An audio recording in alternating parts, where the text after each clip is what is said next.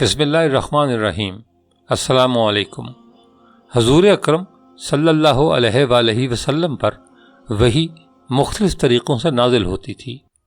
صحیح بخاری شریف کی ایک حدیث میں حضرت عائشہ صدیقہ فرماتی ہیں کہ ایک مرتبہ حضرت حارث بن حشام نے حضرت صلی اللہ علیہ وآلہ وسلم سے پوچھا کہ آپ پر وحی کس طریقے سے آتی ہے، تو حضور نے فرمایا کہ کبھی تو مجھے گھنٹی کی آواز سنائی دیتی ہے اور وحی کی صورت میرے لیے سب سے زیادہ سخت ہوتی ہے۔ یہ سلسلہ ختم ہوتا ہے تو جو کچھ اس آواز نے کہا ہوتا ہے مجھے یاد ہو چکا ہوتا ہے، اور کبھی فرشتہ میرے سامنے ایک مرد کی صورت میں آ جاتا ہے۔ اس حدیث میں آپ نے وحی کی آواز کو گھنٹیوں کی آواز سے جو تشبیہ دی ہے، شیخ محی الدین ابن عربی نے اس کا مطلب یہ بیان کیا ہے کہ ایک تو وحی کی آواز گھنٹی کی طرح مسلسل ہوتی ہے اور بیچ میں ٹوٹتی نہیں، دوسرے گھنٹی جب تک مسلسل بجتی ہے تو عموماً سننے والے کو اس کی آواز کی سمت متعین کرنا مشکل ہو جاتا ہے، کیونکہ اس کی آواز ہر جگہ سے آتی ہوئی محسوس ہوتی ہے، اور کلام الہی بھی یہ خصوصیت رکھتا ہے کہ اس کی کوئی ایک سمت نہیں ہوتی، ہر جگہ سے آواز آتی ہے۔ جب اس طریقے سے آپ پر وحی نازل ہوتی تو آپ پر بہت بوجھ پڑتا تھا۔ حضرت عائشہ اس حدیث کے آخر میں فرماتی ہیں کہ میں نے سخت جاڑوں کے دنوں میں آپ پر وحی نازل ہوتے دیکھی ہے۔ ایسی سردی میں جب وحی کا سلسلہ ختم ہوتا تو آپ کی مبارک پیشانی پسینے سے شرابور ہو چکی ہوتی تھی۔ ایک اور روایت میں حضرت عائشہ صدیقہ فرماتی ہیں کہ جب آپ پر وحی نازل ہوتی تو آپ کا سانس رکنے لگتا، چہرہ انور کھجور کی شاخ کی طرح زرد پڑ جاتا، سامنے کے دانت سردی سے کپ کپانے لگتے، اور آپ کو اتنا پسینہ آتا کہ اس کے قطرے موتیوں کی طرح ڈھلکنے لگتے تھے۔ وحی کی اس کیفیت میں بعض اوقات اتنی شدت پیدا ہوتی کہ آپ جس جانور پر اس وقت سوار ہوتے وہ آپ کے بوجھ سے دب کر بیٹھ جاتا۔ ایک مرتبہ آپ نے اپنا سر اقدس حضرت زید بن ثابت کے زانوں پر رکھا ہوا تھا۔ ایسی حالت میں وحی نازل ہونی شروع ہو گئی۔ اس سے حضرت زید کی ران پر اتنا بوجھ پڑا کہ ٹوٹنے لگی۔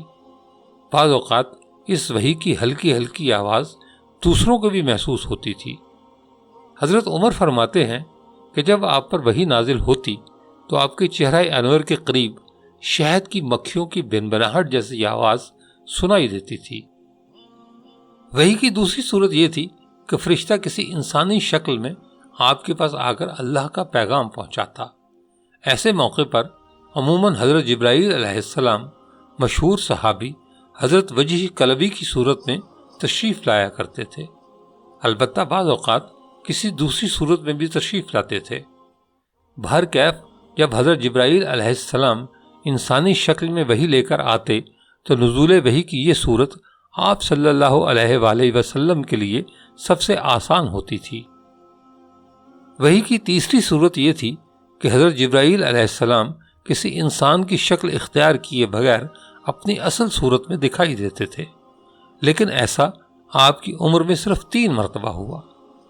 ایک مرتبہ اس وقت جب آپ نے خود حضرت جبرائیل علیہ السلام کو ان کی اصل شکل میں دیکھنے کی خواہش ظاہر فرمائی تھی، دوسری مرتبہ معراج میں، اور تیسری بار نبوت کے بالکل ابتدائی زمانے میں مکہ مکرمہ کے مقام اجیاد پر۔ پہلے 2 واقعات تو صحیح سند سے ثابت ہیں، البتہ یہ آخری واقعہ سنداً کمزور ہونے کی وجہ سے مشکوک ہے۔ وحی کی چوتھی صورت یہ تھی کہ حضرت جبرائیل علیہ السلام کسی بھی صورت میں سامنے آئے بغیر آپ کے قلب مبارک میں کوئی بات ڈال دیتے تھے۔ اسے اصطلاح میں نفس فی الروح کہتے ہیں۔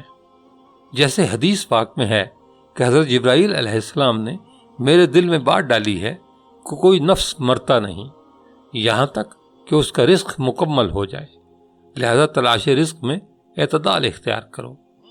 وحی کی 5ویں صورت یہ تھی کہ آپ کو نزول قرآن سے قبل سچے خواب نظر آیا کرتے تھے، جو کچھ خواب میں دیکھتے بیداری میں ویسا ہی ہو جاتا۔ حضرت عائشہ رضی اللہ تعالی عنہا فرماتی ہیں کہ آپ پر وحی کی ابتدا نیند کی حالت میں سچے خوابوں سے ہوئی۔ اس وقت جو آپ خواب میں دیکھتے وہ صبح کی روشنی کی طرح سچا نکلتا۔ امام شابی رحمۃ اللہ علیہ وحی کی چھٹی صورت کے بارے میں فرماتے ہیں کہ ابتدائی 3 سال حضرت اسرافیل علیہ السلام وحی لانے پر مقرر تھے، لیکن پھر یہ خدمت جبرائیل علیہ السلام کے سپرد ہوئی اور انہی کے ذریعے پورا قرآن کریم نازل ہوا۔ وحی کی 7ویں صورت یہ ہے کہ انبیاء کرام پردے کے پیچھے سے یا بلا پردہ اللہ پاک کا کلام سنیں۔ یہ سننا چاہے بیداری میں ہو، جیسے شب معراج حضور اکرم صلی اللہ علیہ وآلہ وسلم نے اور کوہ طور پر حضرت موسیٰ علیہ السلام نے سنا۔ حضرت صلی اللہ علیہ وآلہ وسلم پر جو وحی نازل ہوئی وہ 2 قسم کی تھی۔ ایک تو قرآن کریم کی آیات جن کے الفاظ اور معنی دونوں اللہ کی طرف سے تھے اور جو قرآن کریم میں ہمیشہ کے لیے محفوظ کر دی گئیں کہ ان کا ایک نقطہ اور شوشہ بھی نہ بدلا جا سکا ہے اور نہ بدلا جا سکتا ہے۔ اس وحی کو علماء کی اصطلاح میں وحی متلو کہا جاتا ہے، یعنی وہ وحی جس کی تلاوت کی جاتی ہے۔ دوسری قسم اس وحی کی ہے جو قرآن کریم کا جز نہیں بنی، لیکن اس کے ذریعے آپ کو بہت سے احکام عطا فرمائے گئے ہیں۔ اس وحی کو وحی غیر متلو کہتے ہیں، یعنی وہ وحی جس کی تلاوت نہیں کی جاتی۔ عموماً وحی متلو یعنی قرآن کریم میں اسلام کے اصول، عقائد اور بنیادی تعلیمات کی تشریح پر اکتفا کیا گیا ہے۔ ان تعلیمات کی تفصیل اور جزوی مسائل زیادہ تر وحی غیر متلو کے ذریعے عطا فرمائے گئے۔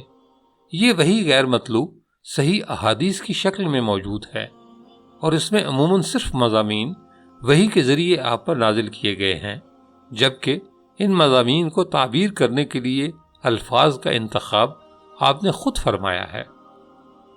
سورہ نجم میں ارشاد باری تعالیٰ ہے، اور نہ آپ اپنی خواہش نفسانی سے باتیں بناتے ہیں۔ ان کا ارشاد نری وحی ہے جو ان پر بھیجی جاتی ہے۔ اسی طرح سورہ یونس میں ارشاد خداوندی ہے، بس میں تو اسی کی اتباع کروں گا جو میرے پاس وحی کے ذریعے سے پہنچا ہے۔ ایک حدیث میں حضور اکرم صلی اللہ علیہ وآلہ وسلم کا ارشاد ہے، مجھے قرآن بھی دیا گیا ہے اور اس کے ساتھ اس جیسی تعلیمات بھی۔ اس میں قرآن کریم سے مراد وحی متلو ہے اور دوسری تعلیمات سے مراد وحی غیر متلو ہے۔ سارے قرآن کریم کو ایک دفعہ نازل کرنے کے بجائے تھوڑا تھوڑا کر کے کیوں نازل کیا گیا؟